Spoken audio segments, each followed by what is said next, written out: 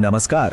आज आपण एका खूपच खास आणि अभिमानास्पद गोष्टीबद्दल बोलणार आहोत. आपल्या तिरंग्याबद्दल, जो आपल्या सगळ्यांच्या एकतेचं प्रतीक आहे. त्याचा आजच्या रूपापर्यंतचा प्रवास कसा झाला, ही कहाणी खरंच खूप रंजक आहे. ही तारीख 22 जुलै 1947 भारतीय इतिहासात खूप महत्त्वाची आहे. का माहिती आहे?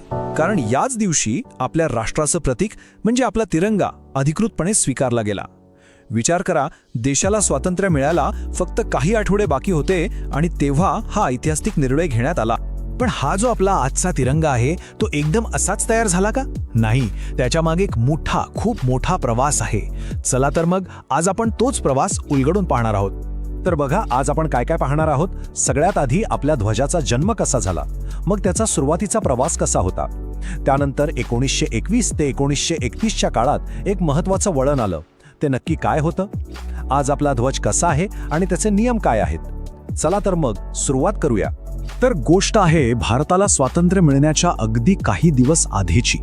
संविधान सभेची एक ऐतिहासिक बैठक झाली आणि त्याच बैठकीत स्वतंत्र भारताचा राष्ट्रध्वज कसा असेल यावर शिक्कामोर्तब झालं. खरंच किती महत्त्वाचा क्षण असेल तो.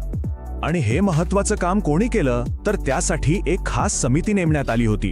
यात मौलाना अबुल कलाम आझाद, सरोजिनी नायडू, सी राजगोपालाचारी, डॉक्टर राजेंद्र प्रसाद आणि के.एम. मुन्शी यांच्यासारखे मोठे नेते होते.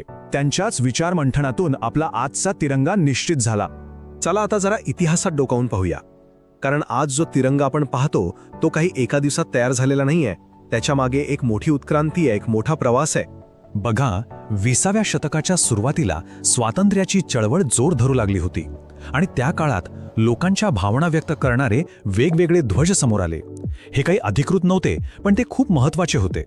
त्यातले हे 3 ध्वज विशेष मानले जातात. 1906चा कलकत्ता ध्वज, मग 1907चा बर्लिन समितीचा ध्वज आणि 1917चा होम रूल चळवळीचा ध्वज. पण मग एक निर्णायक वेळ आली, साधारण 1920 आणि 30च्या दशकात. तेव्हा एक खूप मोठा विचार पुढे आला की आपला ध्वज हा कुठल्या एका धर्माचा किंवा समुदायाचा नसावा, तो संपूर्ण देशाचा, प्रत्येक भारतीयाचा असावा. आणि इथूनच खरा बदल सुरू झाला. उदाहरणार्थ 1921 मध्ये जो एक ध्वज समोर आला होता ना, त्यातल्या रंगांचा अर्थ सुरुवातीला हिंदू आणि मुस्लिम या 2 प्रमुख समुदायांशी जोडला गेला. पण नंतर गांधीजींनी सुचवलं की त्यात इतर सगळ्या समुदायांसाठी एक पांढरा रंगही असायला हवा. आणि इथेच तो सगळ्यात मोठा बदल झाला. 1921 मध्ये जिथे रंग हे समुदायांचे प्रतीक होते, तिथे 1931च्या ठरावाने सगळं चित्रच बदलून टाकलं. असं ठरलं की ध्वजाचे रंग हे कुठल्या समुदायाचे नसतील, तर ते देशाच्या आदर्शांचे प्रतीक असतील. म्हणजे धैर्य, सत्य, समृद्धी यांसारखी मूल्य. हा विचार किती महत्त्वाचा होता, नाही का? देशाच्या एकतेसाठी हे खूपच मोठं पाऊल होतं. तर मग 1931 मध्ये जो ध्वज निश्चित झाला, तो आपल्या आजच्या तिरंग्यासारखाच दिसायचा. फरक होता तो फक्त एका गोष्टीचा. मधोमध अशोक चक्राऐवजी गांधीजींचा चरखा होता. चरखा म्हणजे आत्मनिर्भरतेचं प्रतीक आणि रंगांचा अर्थ तोच होता: शौर्य, शांती आणि समृद्धी.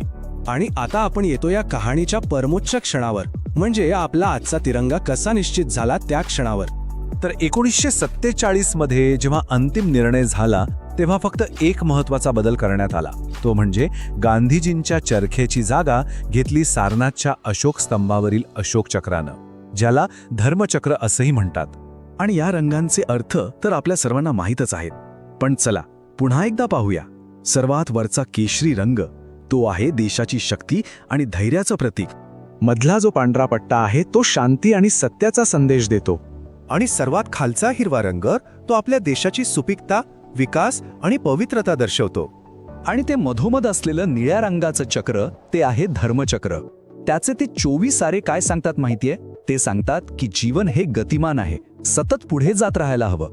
थांबणं म्हणजे मृत्यू आणि चालत राहणं म्हणजे जीवन. देशासाठी किती मोठा आणि स्फूर्तिदायक संदेश आहे हा.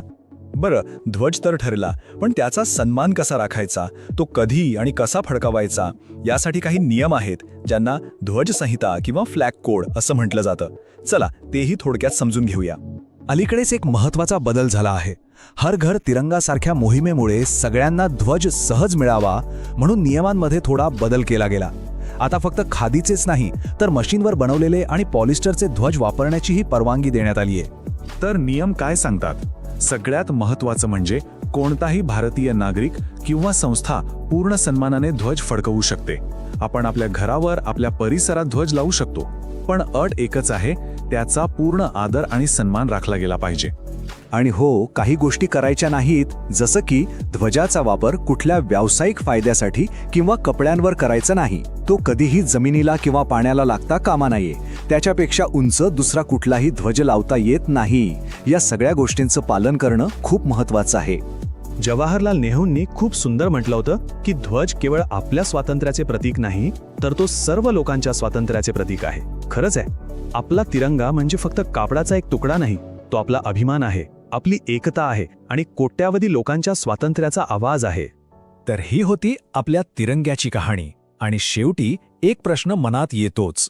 जेव्हा आपण आपला राष्ट्रध्वज पाहतो तेव्हा मनात कोणती भावना येते? मला वाटतं ती भावना असते अभिमानाची, एकतेची आणि एका उज्ज्वल भविष्याच्या